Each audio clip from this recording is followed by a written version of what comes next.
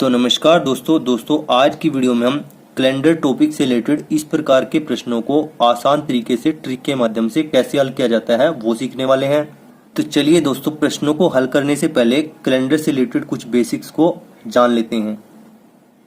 दोस्तों, हम कैलेंडर के बेसिक के अंदर ये जानेंगे कि 100 वर्षों में कितने विषम दिन होते हैं, 200 वर्षों में कितने विषम दिन होते हैं और 400 वर्षों में कितने विषम दिन होते हैं। इनकी हमें सवालों को हल करते हुए जरूरत पड़ेगी। ठीक है, तो चलिए सबसे पहले 100 वर्षों में कितने विषम दिन होते हैं वो जानते हैं। तो इसके लिए हम क्या करेंगे, सबसे पहले 100 वर्षों में कितने लीप वर्ष हैं और कितने साधारण वर्ष हैं वो निकालने होंगे हमें। ठीक है, साधारण वर्ष। दोस्तों, लीप वर्ष वो वर्ष होता है जिसको हम अगर 4 से या 400 से भाग देते हैं तो हमारे पास शेषफल क्या आता है, 0 आता है। ठीक है, और इसके अलावा जो भी वर्ष होते हैं वो क्या होते हैं, साधारण वर्ष होते हैं। ठीक है, तो यहाँ पर दोस्तों हम 100 को कितने से भाग देंगे, 4 से भाग देंगे तो हमारे पास क्या आ जाएगा, लीप वर्ष आ जाएंगे। ठीक है, तो कितना आ जाएगा, 25 आ जाएगा। 25 में से हमें 1 को घटाना होगा और हमारे पास लीप वर्ष कितने निकल के आ जाएंगे, 24 निकल के आ जाएंगे। ठीक है, यहाँ पर हमारे पास लीप वर्ष कितने हैं, 24 हैं।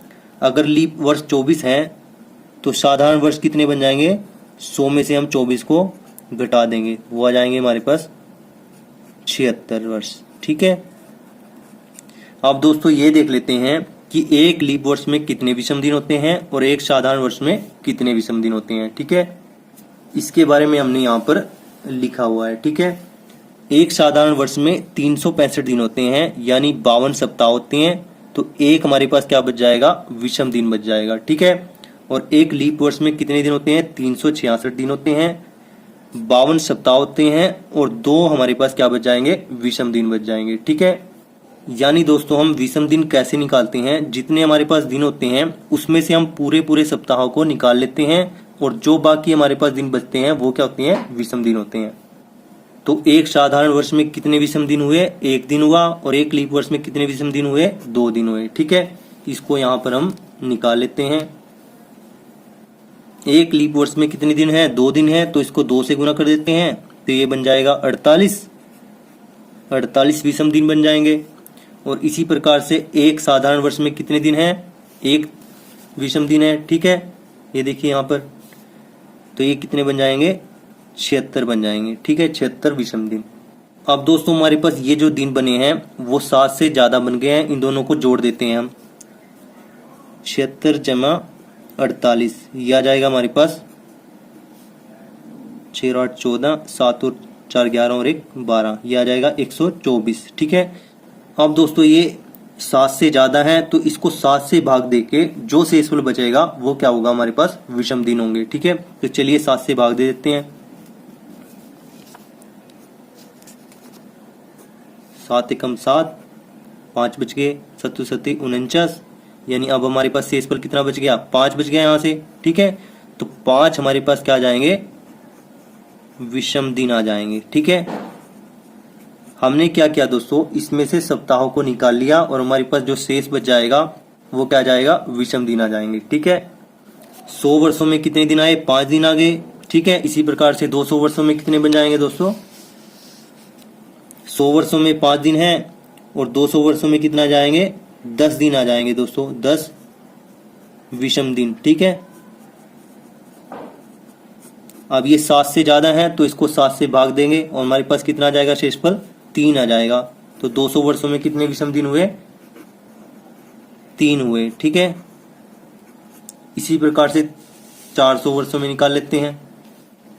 300 वर्षों में कितने विषम दिन आएंगे दोस्तों, उसको भी यहां पर देख लेते हैं।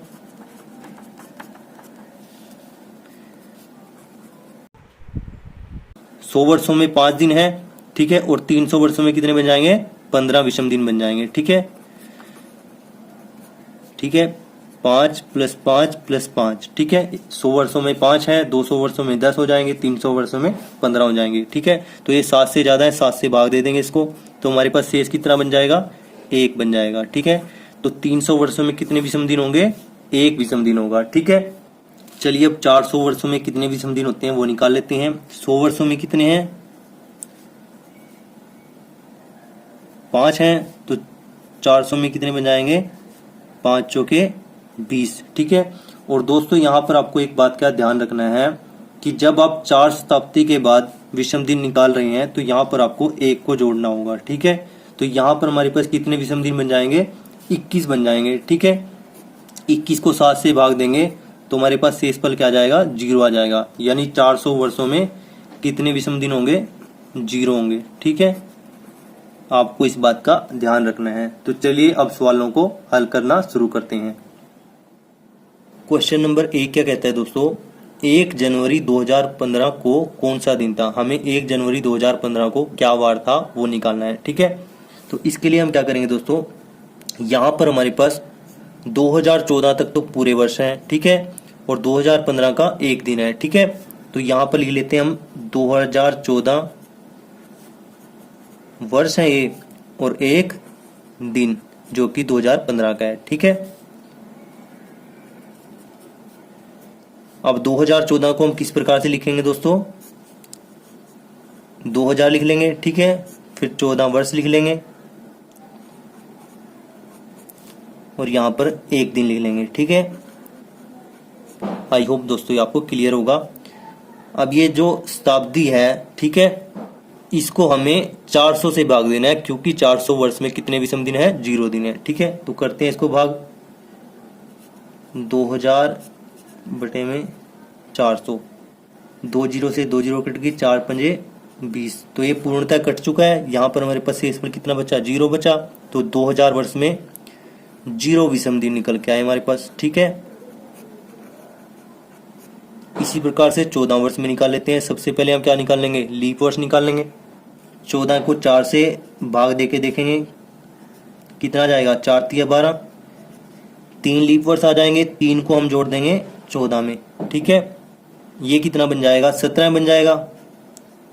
इन दोनों को जोड़ने के बाद 17 आ जाएगा। ये हमारे पास क्या आ जाएंगे, विषम दिन आ जाएंगे जो कि 7 से ज्यादा है। तो इसको हमें 7 से भाग देना होगा और शेषफल निकालना होगा, ठीक है। तो 7 दूनी 14, कितना बच जाएगा शेषफल, 3 बच जाएगा। तो हमारे पास 14 वर्ष में कितने विषम दिन आए, 3 विषम दिन निकल कर आए, ठीक है। आई होप दोस्तों ये आपको अच्छे से क्लियर होगा। अगर आपको कहीं पे डाउट है तो आप वीडियो को एक बार दोबारा से जरूर देखें, ठीक है। और यहाँ पर एक दिन का मतलब क्या है कि 1 विषम दिन है, ठीक है। तो हमारे पास टोटल विषम दिन कितने निकल के आए, 3 और 1 4 दिन निकल के आए, ठीक है। और दोस्तों इसका क्या मतलब होता है कि अगर 1 दिन निकल के आया तो उसका उत्तर होगा सोमवार, अगर 2 दिन निकल के आया तो उसका उत्तर होगा मंगलवार, 3 दिन निकल के आया तो उसका होगा बुधवार, 4 दिन यहाँ पर निकल के आया तो उसका उत्तर क्या होगा, वीरवार, ठीक है। तो इसका उत्तर हमारे पास क्या होगा, पहले क्वेश्चन का ऑप्शन ए सही उत्तर होगा, ठीक है। तो चलिए अगले सवाल को हल करते हैं। दोस्तों इस सवाल को मैंने आपको बड़े आराम से बेसिक तरीके से समझाया है, इसलिए इसमें थोड़ा टाइम लगा है। अगले सवालों को हम बड़े ही फास्ट तरीके से जल्दी जल्दी हल करेंगे। तो चलिए अगले सवाल को हल करते हैं। सवाल नंबर 2 क्या कहता है दोस्तों, 26 जनवरी 2012 को कौन सा दिन था, हमें इसको निकालना है, ठीक है। तो यहाँ पर हमारे पास 26 दिन है 2012 के और 2011 तक पूरे वर्ष हैं, ठीक है। तो यहाँ पर हम लिख लेते हैं इसको 2011 वर्ष और 26 दिन, ठीक है। अब इसको यहाँ पर हम दोबारा से लिख लेते हैं, 2000 आ जाएगा, 2000 वर्ष, ठीक है, फिर आ जाएगा 11 वर्ष और फिर आ जाएगा 26 दिन, ठीक है दोस्तों।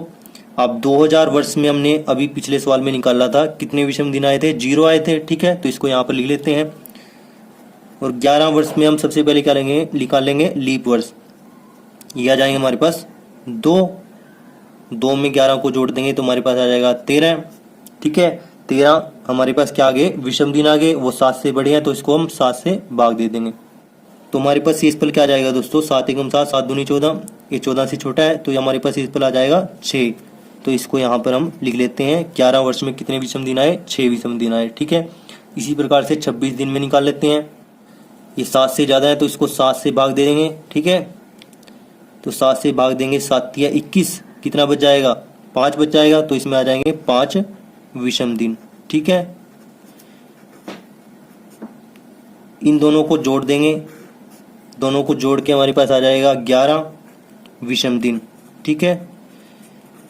अब ये फिर 7 से ज़्यादा हो गया तो इसको हमें 7 से भाग देना होगा। 7 से भाग दे के हमारे पास क्या आ जाएंगे, 4 शेषफल आ जाएगा, यानी 4 विषम दिन आ जाएंगे, ठीक है।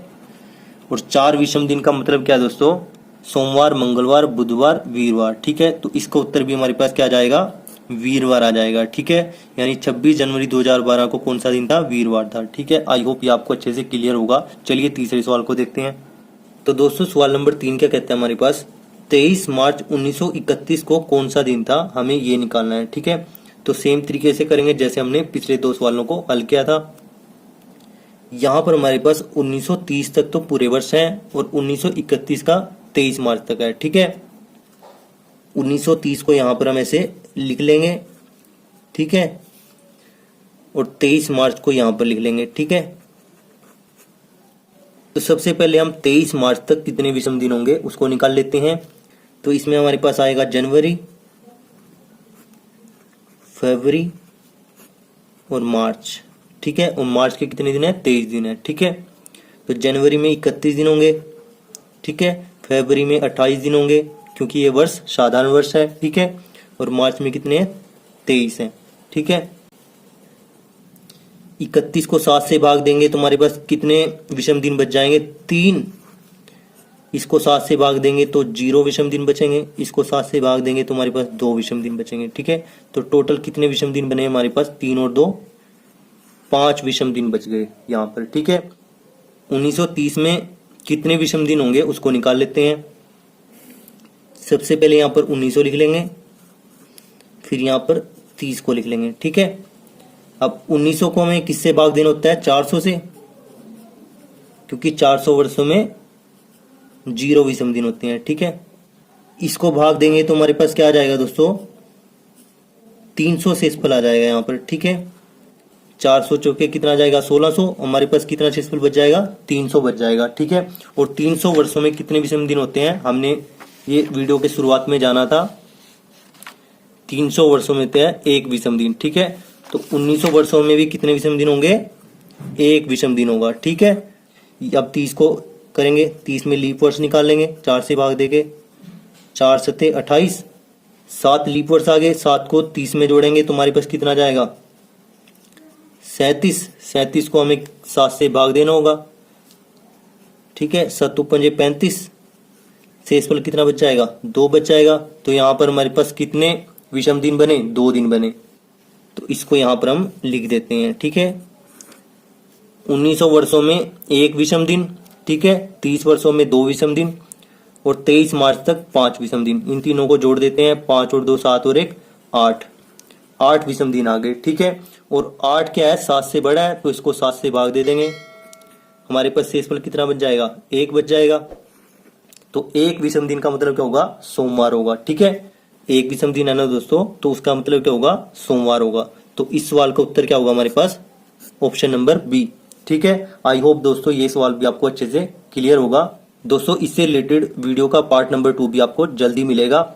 जिस तरीके से हमने इन 3 सवालों को हल किया उसी तरीके को अपनाते हुए यहाँ पर जो एक सवाल दिया गया है उसको हल करके आप कमेंट बॉक्स में उत्तर जरूर बताएं। अगर आपको हमारी ये वीडियो अच्छी लगी तो प्लीज वीडियो को लाइक करें, दोस्तों के साथ शेयर करें।